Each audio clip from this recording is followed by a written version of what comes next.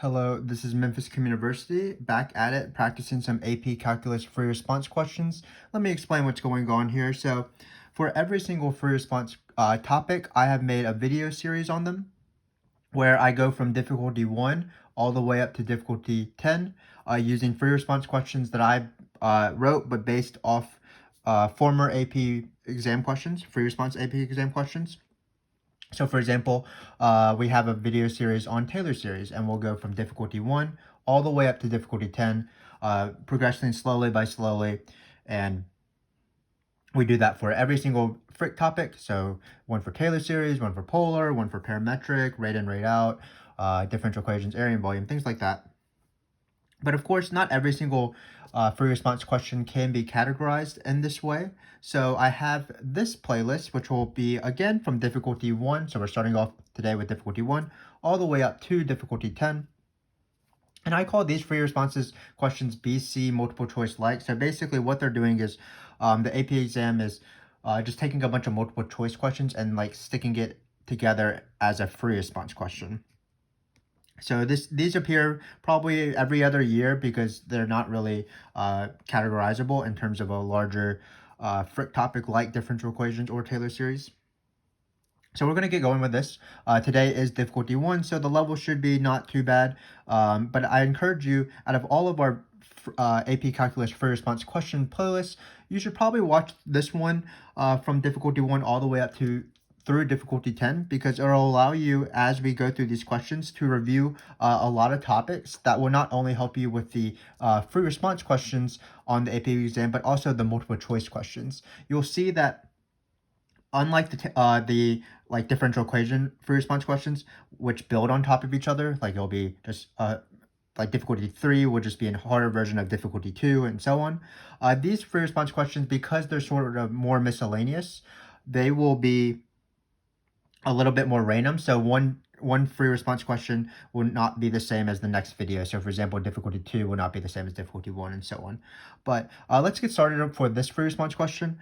There is a table, and I do have a list of videos. One of the topics that I call table free response questions, but I don't count this particular free response question as a table frick, because in a table frick, usually there's some sort of situation like temperature or something, or particle motion that's involved throughout the question. And in every single table frick, you usually do a Riemann sum, but we're not going to be doing a Riemann sum. Check that out if you want to practice those table fricks, though. They are on our channel. But that's enough of an intro. Let's get started. So we have this free response question. It looks like all we're given this table of about f with f prime values and f double prime values, and certain values for x, 2, 4, 6, and 8, and 10.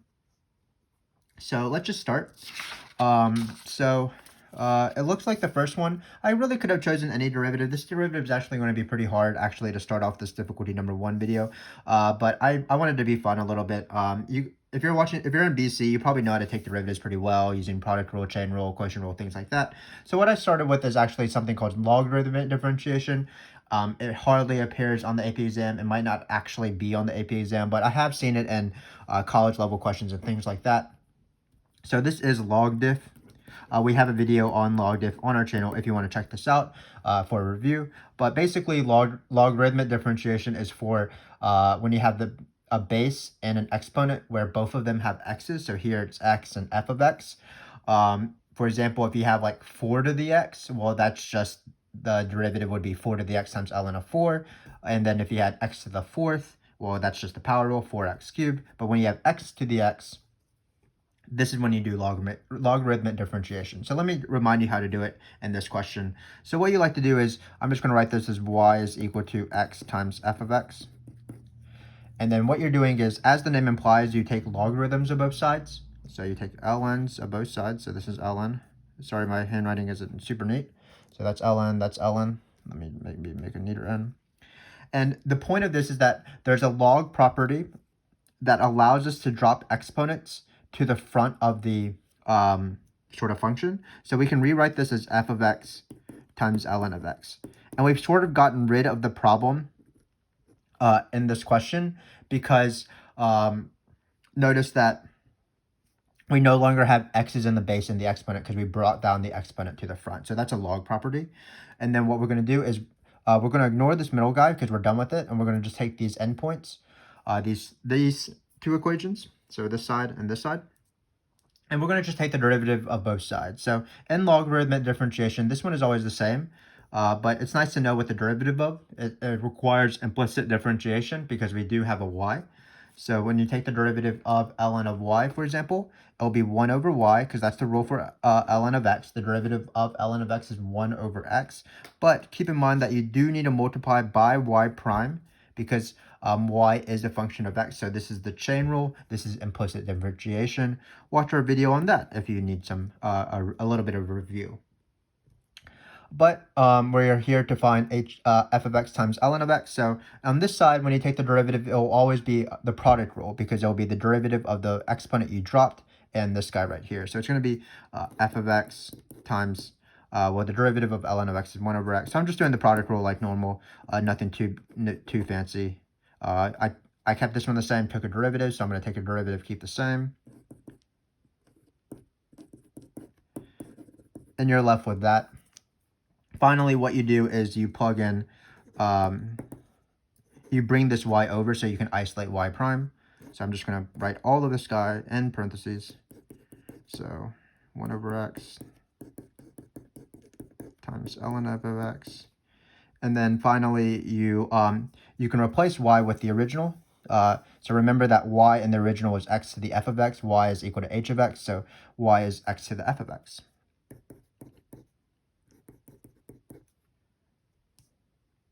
And then you are good to go.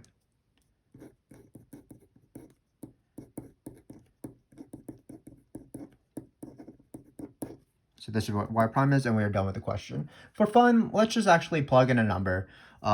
So I don't know how you like to take tests, but I don't usually just add to the questions.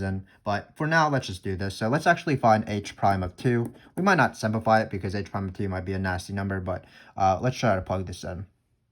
So when we plug this into 2, you'll get 2 f of 2 times f of 2 times 1/2.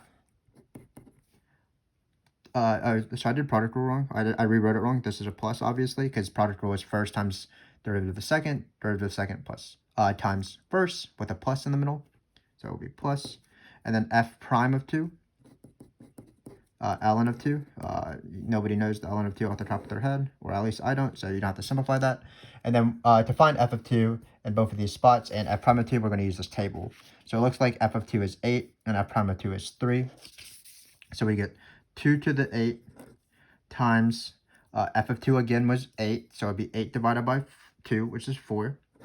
So 8 divided by 2, we can write that down first, plus f prime of 2 from this table is 3. So it's going to be plus 3 times ln of 2. And do we want to simplify this? Maybe not. Just exponent rules. This is 8 divided by 2 is 4. So we'll get 4 times 2 to the 8th. So this is actually 2 to the 10th times 3 times 2 to the 8th times ln of 2. With a plus in the middle because of this plus.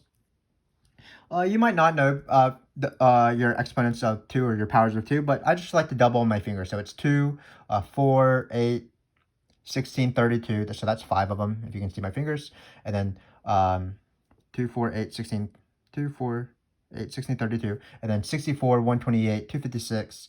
So 2 to the 8th is 256. And then 5, 12, and then 10, 24. So if we really wanted to, we could simplify this. So this is obviously a massive number because f of 2 is so big. So none of this is really that relevant. It is nice to see logarithmic differentiation once in a while. It is more likely to appear on a college exam. Not super reflective of the AP exam, but I didn't want to just put a generic derivative requiring product rule or chain rule because I believe that you guys can do that. Let's finish this off. What's 250 times 3? That's 750, and then we're going to add 18 because 3 times 6 is 18, so that's how you can do math in your head. So it's 750 plus 18, which is 768, ln of 2. So this is the answer. But let's move on to stuff that actually can appear really on the AP exam. So just derivative of log diff. So this next question is one of the most missed questions on the AP exam when it comes in the multiple choice section, and that's because people just don't know this formula. And this is the word inverse is the key word. So there's a formula for g of x when g of x is the inverse. Just keep in mind that this is not always when you see the letter g of x. It's really the formula is for the inverse. And the formula comes from the chain rule. And it's 1 over f prime of g of x. If you want to see that derivation, we do have a video on that, on inverses as well. But basically, the definition of inverses mean that when you plug something in to g and then you take the inverse, which is f, you'll get the same thing back. So for example, when you square something and then you square root it, you'll get the same thing back. Squaring 7 gives you 49, square rooting gives you 7.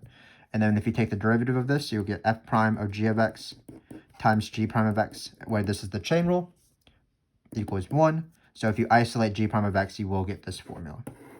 But usually students just remember this formula, but it's actually one of those formulas that require a very short amount of time to derive it. But we have to use this formula, of course. So we are doing equation of the tangent line. What that means is we need to find both the point and the slope because we have a line. So point and slope. Keep in mind this is for g and not f. So we're going to need to find 8 comma g of 8, and then we're going to need to find g prime of 8. And g prime of 8 will be used, will be found using this formula.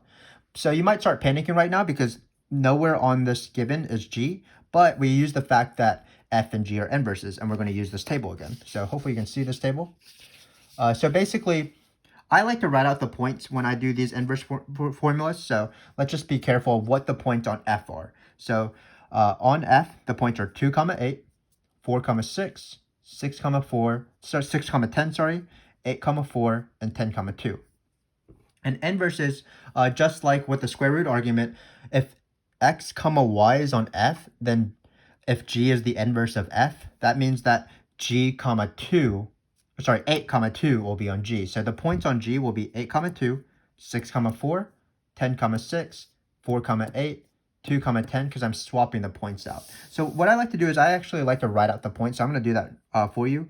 Again, from this table, if you can see it, if you want to pause to look at it a little bit, but I'll just write out the points.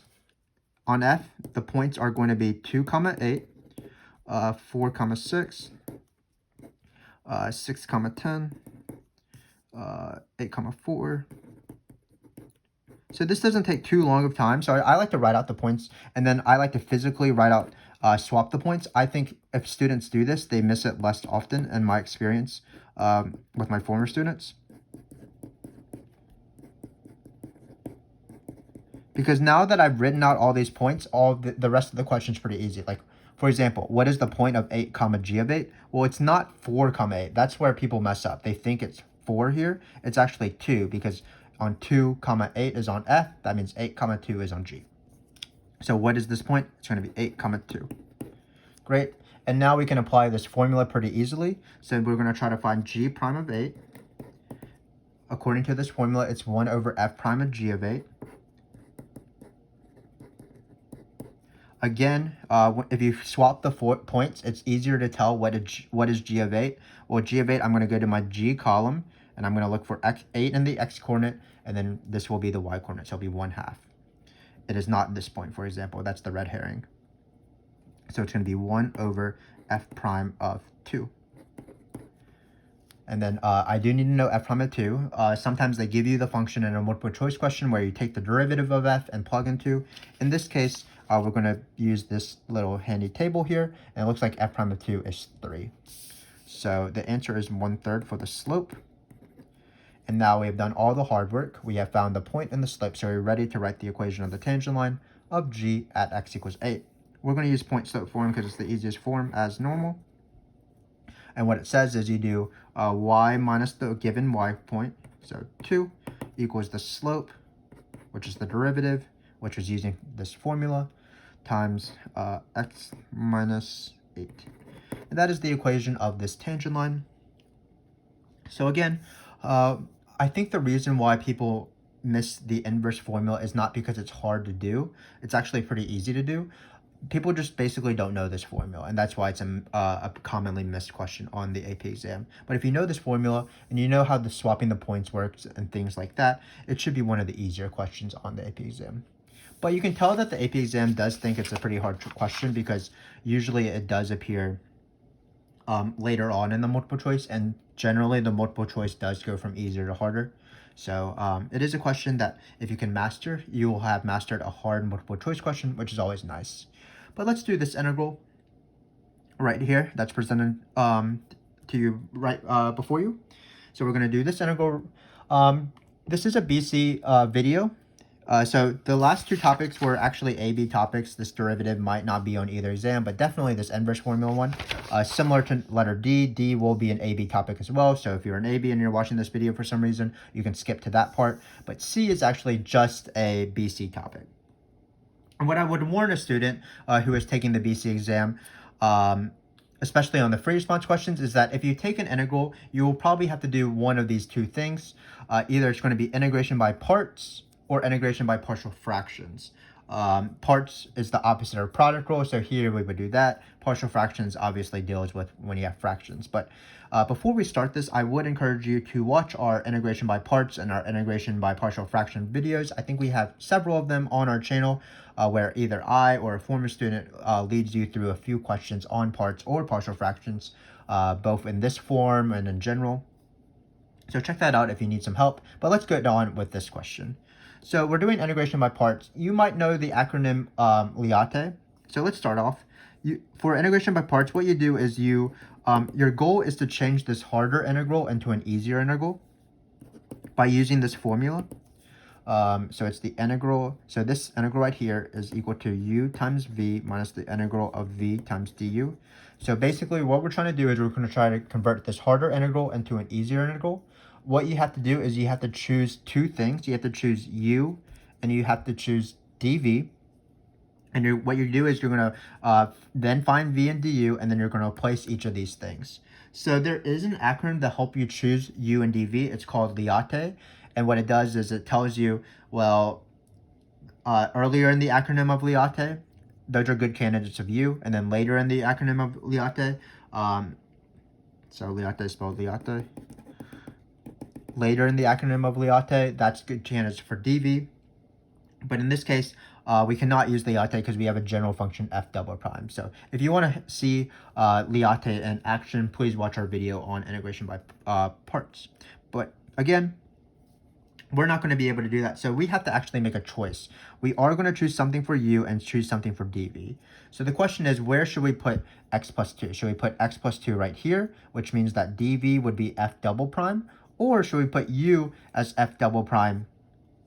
And should we put du as x plus 2? Generally, what you want to do is you want to put for your dv the thing that will be the easier integral. And also, let's say we did make the mistake of putting in u as f double prime of x. Well, our next step would be to find f triple prime of x, but that's probably wrong because f triple prime is not given at all, so we're not going to be able to work with it very well. Which means that it's implied that u will be x plus 2, and then du will be these two right here, or dv will be this. So I'm going to write x plus 2. I'm going to write f double prime of x times dx. And then I'm going to take the derivative going down, and then I'm going to take the integral going up. So I like to draw arrows. This derivative is pretty easy. It's just dx. Well, really it's 1, but we bring the dx over, just like in a u sum.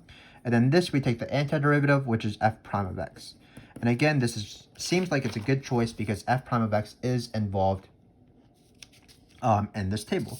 So what we're going to do is, now that we have had all four of these chosen, we are going to start the formula. So the formula is u times v. We're going to plug in 6 and 2. But we can actually leave that later on because we're going to be able to take this integral actually. So we're going to put v times dx. So again, this is a definite integral. We do have to plug in numbers. Sometimes this integral is just told to you, like it's like the number 5, for example. So we would replace it with minus 5. And then what we would do is we would plug in the top number 6 and the number 2 into this part right here. So we would do 6 plus 2 times f prime of 6 minus 2 plus 2 times f prime of 2. and we would just evaluate that. But here, we're actually going to take the antiderivative of f prime of x. So I'm going to choose to plug in 6 and 2 at the very end, so I only have to do it once. So here, again, is 6 and 2. So I do need to know the antiderivative of this. It seems like we are doing integration by parts correctly, though, because remember, again, the goal of integration by parts is to change a more complex function like this into an easier function like this. So the antiderivative of f prime is, of course, f of x. So we get x plus a 2 minus times right here, f prime of x, minus f of x. And we're going to put brackets around this. Just be careful. A lot of times negatives come up when you're doing the u's and the v's and things like that. But the formula is uv minus the integral of v du because of the product rule. So when we plug in 6 and 2 here, we're going to plug in 6 into all of this, and we're going to plug in 2 into all of this. Just like normal, when you're dealing with top minus bottom with multiple functions, it's often good to use parentheses as carefully as possible. So that's what I'm going to do. So when I plug in 6 here, it looks like I get 8 times f prime of 6 minus f of 6. And then I'm going to write minus. And it looks like I'm going to get 4, because 2 plus 2 is 4. I still remember a little basic math. And then you plug in 2 here, you'll get f prime of 2 minus f of 2. So now the table comes in handy. So first off, f prime of 6 is 1, f of 6 is 10. So it looks like we're going to have 8 times 1 minus 10. And then f prime of 2 is 3. And then f of 2 is 8. So f prime of 2 is 3. So that's going to be 4 times f prime of 2, which is 3, minus f of 2, which again is 8. Let me show you this table one more time if you need to pause it for a quick second. So, sorry about that. My pen cap dropped. So now we are almost done. We just have to multiply and subtract. So it's going to be 8 minus 1, which is negative 2.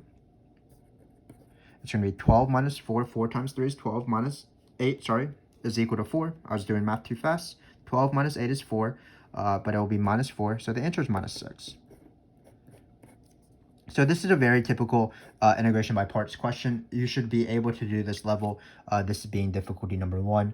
If you need practice on this, don't feel too bad. Just watch our videos, and there's worksheets and worksheet answers attached to those videos like normal. So you should have enough practice to help you out.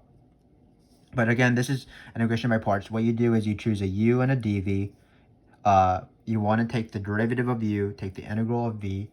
Once you have these 4 things, you're ready for the formula. It's u times v minus the integral of v times du. At this point, you can plug in top minus bottom, 6 minus 2, or 6 into this, and then 2 in this with subtraction.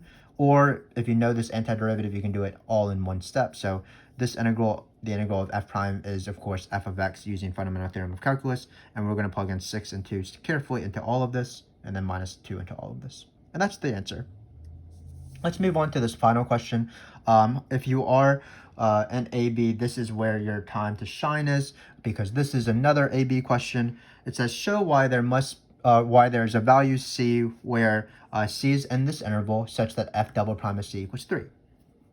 So if you know how to do these questions, or if you have seen our table free response question playlist when we go from difficulty 1 through 10, you'll often know that when tables are presented, some of the questions are MBT, IVT. This is MBT, IVT. And how do I know that? Even just by the word show, basically.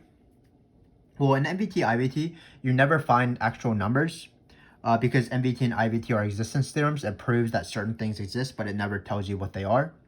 So a normal question is like evaluate or find a derivative or something like that. So when it says show why there must be, I know that this is probably MBT or IVT because in the context of AP calculus, those are the 2 big existence theorems. So then we have to answer, should we use IVT or MBT?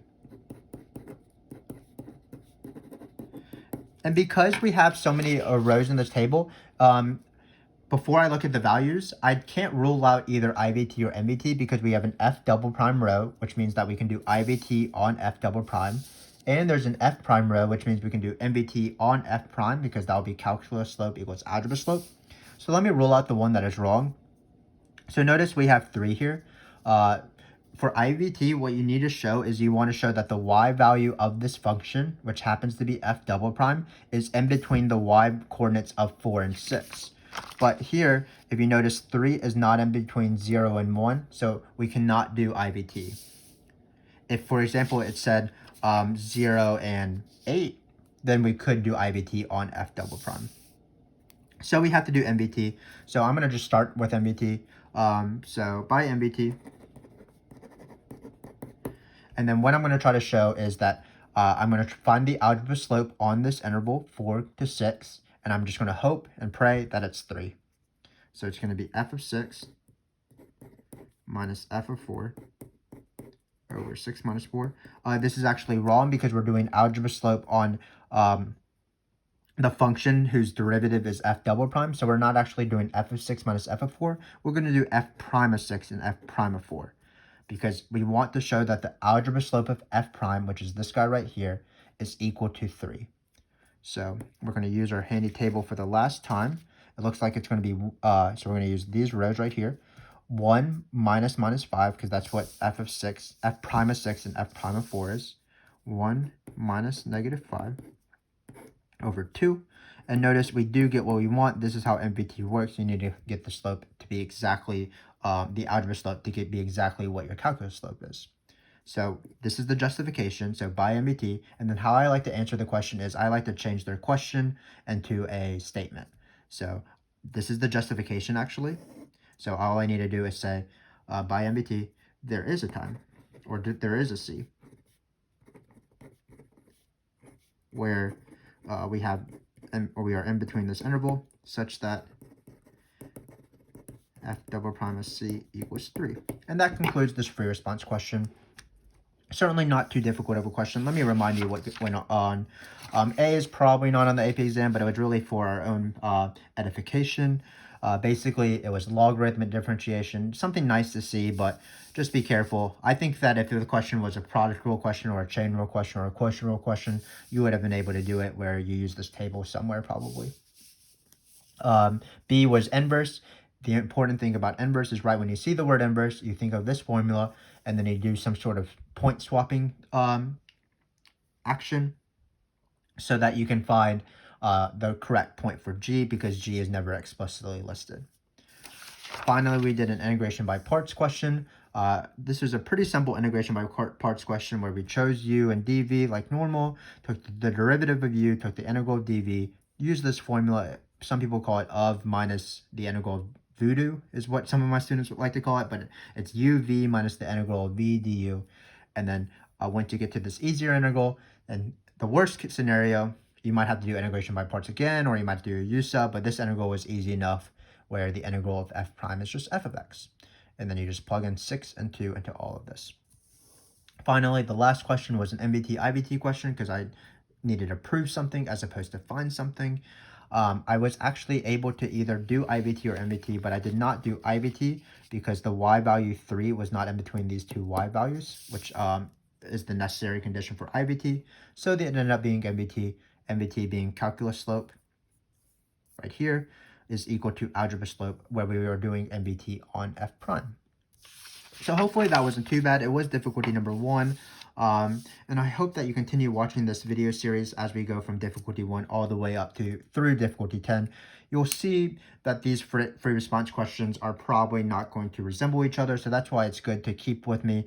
I enjoy hanging out with you guys. And I want you guys to do as well as possible on your in your calculus class and on the AP exam. And I promise you that if you follow this series, you will at least review a lot of topics and you will see a lot of things, especially geared to BC. So for example, throughout the series, we will be talking about stuff like Taylor polynomials and Euler's method and logistic growth and arc length, things that are exclusive to the BC questions, as well as reviewing AP topics like average value and Riemann sums and separate and integrate for FRQs. So I will look forward to seeing you in the next video when we ramp up the difficulty slightly in this playlist. So until then, enjoy whatever you are doing. I will see you in difficulty number 2. Thanks for watching.